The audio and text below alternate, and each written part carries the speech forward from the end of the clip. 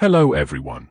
Welcome back to ALB Automotive Services. Today this Doge 2500 is here for lack of airflow and heat. The blower fan is working fine, however, the air isn't coming strong enough. So let's get into it. Lack of air might be due to something stuck inside the system, or maybe there is a hole in the system. We diagnosed this issue and did not find anything from outside. However, we need to do a more deeper diagnosis to find the problem. We have to open the whole dash and see what is going on there. Let's get into it.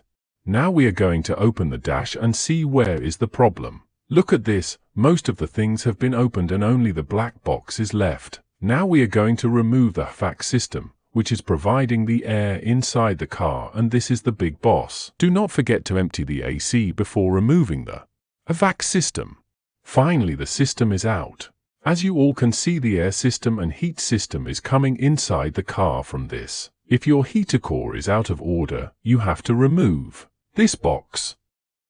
You will find your heater core behind this box. Last but not least, the main problem I found is that the black box has a hole on it. Here I'm going to show you that due to this hole not enough air was coming inside the car. Thank you for watching, and don't forget to subscribe to my YouTube channel for more videos. See you all soon.